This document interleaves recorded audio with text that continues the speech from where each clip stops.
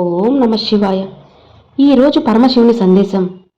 భక్త, నాకెంతో ఇష్టమైన ఈ రెండు శివలింగాల్లో ఒకటి తాకు. నీ భవిష్యత్తు గురించి స్వయంగా తెలుసుకో. నీ జీవితంలో ఒక కొత్త మార్పుని నేను తీసుకురాబోతున్నాను. నాపై నీకు నమ్మకం ఉంది కదా? ఆ పరమశివుడు నిన్ను అనుగ్రహిస్తున్నారని నీకు తెలుసు కదా? అయితే రెండిటిలో ఒకటి తాకు అని ఈరోజు పరమశివుడు రెండు శివలింగాలనైతే తీసుకొచ్చారండి. ఒక్కసారి ఆ పరమశివుని తలుచుకొని ఓం నమ శివాని గట్టిగా అనుకొని ఈ రెండు శివలింగాల్లో ఒక శివలింగం అయితే తాకండి. ఇక మీ జీవితంలో ఏం జరగబోతుంది, మీ భవిష్యత్ ఏంటో అన్నీ కూడా తెలుసుకుందాం. తాకారా? ముందుగా మొదటి నెంబర్. ఈ 1వ నంబర్ తాకిన వాళ్ళకి పరమశివుడు ఏం చెప్తున్నారు అంటే, భక్త, ఈ శివలింగాన్ని ఎవరైతే మనసులో అనుకొని నన్ను తలుచుకుంటూ ఈ శివలింగాన్ని తాకావో, నీకు ఏం చెప్పబోతున్నానో స్వయంగా నీ శివుని మాటల్లోనే విను. నన్ను తలుచుకొని నన్ను నమ్మి ఈ నెంబర్లో ఉన్న శివలింగాన్ని తాకావు కదా? ఇక ఇది నువ్వు తాకావు కాబట్టి నీకు ఎలాంటి శుభవార్త రాబోతుంది, భవిష్యత్తులో ఏం జరగబోతుందో నువ్వు తెలుసుకోవాల్సిందే. నీ ముందు నేను ఉంచిన ఈ రెండు శివలింగాల్లో నేను మొదటి అక్షరంతో ఉన్న ఈ శివలింగాన్ని కనుక నువ్వు ఎంచుకొని ఉంటే, దాన్ని బట్టి నీకు ఒక మంచి సమాధానం కూడా నేను చెబుతున్నాను. ఈ శుభవార్త నువ్వు ఖచ్చితంగా వినే తీరాలి. నన్ను నమ్మావు కదా, ఈ శివలింగాన్ని తాకావు కదా, ఇక ఈరోజు నీకు చాలా అంటే చాలా అందమైన రోజు, అద్భుతమైన రోజుగా మారుతుంది. ముందు ముందు రోజుల్లో నీ జీవితం చాలా అందంగా, అద్భుతంగా ఉంటుంది. అలానే జీవితంలో ఉన్న కష్టాలన్నీ కూడా పూర్తిగా తొలగిపోతాయి. నీకు మనసులో ఉన్న అపనమ్మకాన్ని అవన్నీ కూడా పక్కన పెట్టేసి ఈ శివయ్య మాటల్ని ఆలకించావు కదా, ఇక నువ్వు పడ్డ కష్టాలన్నిటికీ ముగింపు అనేది వచ్చేసింది. నువ్వు నన్ను నమ్మి ఈ శివలింగాన్ని తాకావు కదా, బంగారం లాంటి మంచి జీవితాన్ని నీకు ప్రసాదించబోతున్నాను. ఎవరైతే నిన్ను అవమానించి హేళన చేసి నవ్వుకుంటున్నారో, ఇక వాళ్ళ తప్పు ఏంటో తెలుసుకునేలా చేస్తాను. తెలుసుకోవడమే కాదు, నీ దగ్గరకు వచ్చి క్షమాపణలు కూడా కోరేలా చేస్తాను. నువ్వు నన్ను అడుగుతూ ఉంటే కేవలం నీ మంచితనం వల్లే అది సాధ్యం. అవును, నేను చెప్పేది అక్షర సత్యం. నా మాటలు పొల్లు పోనివ్వకుండా నువ్వు తీసుకోవాలి. జాగ్రత్తగా ఉండాలి, సహనంతో ఉండాలి. అప్పుడే జీవితం మారుతుంది. ఈ శివలింగాన్ని ఏ విధంగా అయితే తాకావో, ఇక నీ జీవితంలో కూడా ఒక సంతోషకరమైన వార్త అనేది రాబోతుంది. నువ్వు నా మాటల్ని లెక్క చేయకుండా పెడచెవిన పెట్టావు అంటే నేను కూడా ఏమీ చేయలేను. ముందు ముందు రోజుల్లో నీ జీవితంలో ఒక అద్భుతమైతే జరగబోతుంది. నీ జీవితంలో మునుపెన్నడూ చూడని ఆనందాన్ని నువ్వు చూడబోతున్నావు. ఒకటి తర్వాత మరొకటి శుభవార్తలు వరుసపెట్టి నీ జీవితంలో రాబోతున్నాయి. ఇప్పటి వరకు నువ్వు నీ జీవితంలో ఎన్నో ఓటమిలు చూశావు కదా, ఎన్నో ఎదుర్కొన్నావు కదా, ఇక అవంతా తొలగిపోబోతున్నాయి. మంచి స్వచ్ఛమైన జీవితాన్ని నువ్వు సాధించబోతున్నావు. నీకోసంగా భవిష్యత్తును నేను మంచిగా రాసిపెట్టి ఉంచాను. నువ్వు ఒక రాజులా బ్రతకాలనుకుంటున్నావు కదా, సరే, అలానే చేస్తాను. భవిష్యత్తు గురించి నువ్వు అతిగా కంగారు పడిపోతున్నావు. అయితే గుర్తుపెట్టుకో, నువ్వు అతిగా కంగారు పడాల్సిన అవసరం ఏమీ లేదు. కంగారు పడేంతలా ఇక్కడ ఏమీ లేదు అని నువ్వు మనసులో పెట్టుకోవాలి.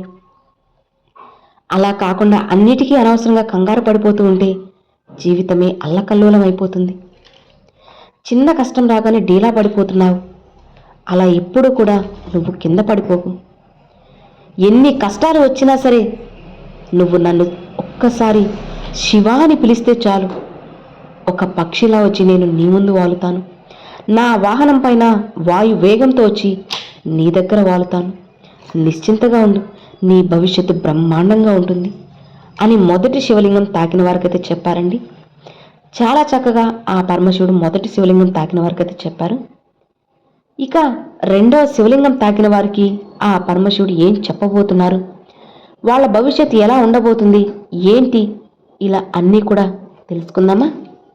ఇలా చూడు భక్త, నువ్వు నన్ను నమ్మి నాపై నమ్మకంతో ఈ రెండవ శివలింగాన్ని తాకావు కదా.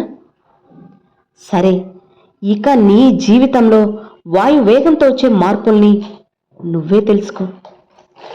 నీ జీవితంలో నువ్వు ఇప్పటి వరకు ఎన్నో సమస్యలు, కష్టాలను ఎదుర్కొన్నావు కదా. ఇక అవన్నీ కూడా తొలగిపోబోతున్నాయి. నా మాటని నమ్మి ఎప్పుడైతే నువ్వు ఈ శివలింగాన్ని తాకావో, ఇక నీ జీవితంలో జరగని విషయాలు కొన్ని ఉన్నాయి కదా, వాటన్నిటినీ జరిపించేస్తాను.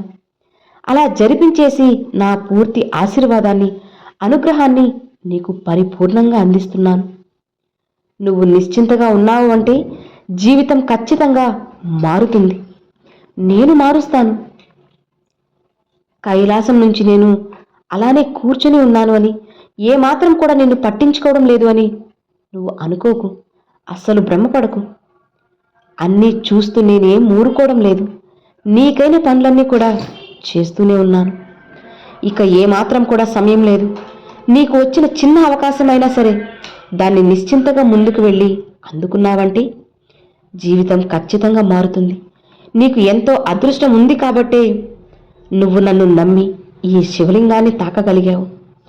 నీ అంతట నువ్వు ఇది చూశాను, తాకాను అంటే ఎలా చెప్పు? కేవలం ఈ శివయ్య అనుగ్రహం, ఆశీర్వాదం ఉంది కాబట్టే ఇవన్నీ కూడా జరిగాయని నువ్వు గుర్తుపెట్టుకో. నీకు బలాన్ని, ధైర్యాన్ని అన్నీ కూడా పూర్తిగా అందిస్తాను. నీకు నాపై నమ్మకం ఒక్కటి ఉంటే చాలు, అన్నీ కూడా నేను మారుస్తాను. నిన్ను నేను గెలిపిస్తాను. అపనమ్మకాన్ని మాత్రం ఏమాత్రం పెట్టుకోకు. నీ మనసులో కొన్ని ప్రశ్నలు ఉన్నాయి కదా, నేను ఎప్పుడు ఓడిపోతున్నాను అనే భ్రమ అనేది నిన్ను చుట్టేసి అతలాకుతలం చేస్తుంది కదా. కంగారు పడకు. ఏదైతే నువ్వు జరగడం లేదని ఇబ్బంది పడుతూ ఉన్నావో అవన్నీ కూడా జరిపించబోతున్నాను. నువ్వు పని మొదలు పెడితే మొదలుపెట్టిన వెంటనే ఆగిపోతుంది కదా, అందుకే కదా ఆలోచిస్తున్నావు. ఇక అవన్నీ కూడా నా ఆశీర్వాదంతో నేను జరిపించబోతున్నాను. ఈ శివుడు నీకు ప్రమాణం చేస్తున్నారు. ఖచ్చితంగా నీకు మంచి ఫలితం వస్తుంది. నువ్వు కోరిన విజయం నీకు లభించేలా చేస్తాను. అలానే ఆ విజయంలో నువ్వు చూడని ఆనందాన్ని కూడా చూపిస్తాను. నువ్వు మంచి ఉద్యోగం సాధించాలన్నా, లేదా చదువులో మంచిగా మార్కులు తెచ్చుకోవాలి అన్నా, నువ్వు చేసే వ్యాపారంలో లాభాలు రావాలి అన్నా, ఇలా ఏదైనా సరే, ఏదైతే నువ్వు చేస్తావో వాటన్నిటిని కూడా ఇష్టంతో చెయ్యి, నమ్మకంతో చెయ్యి. తప్పకుండా దానికి ప్రతిఫలాన్ని నేను అందిస్తాను.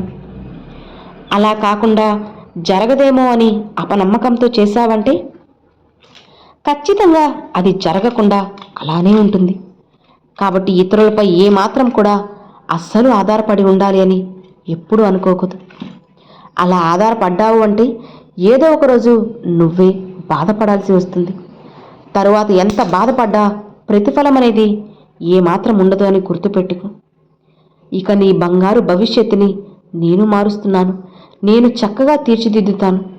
ఇక నువ్వు నిశ్చింతగా ఉండు అని రెండవ శివలింగం తాకిన వారికైతే చెప్పారండి.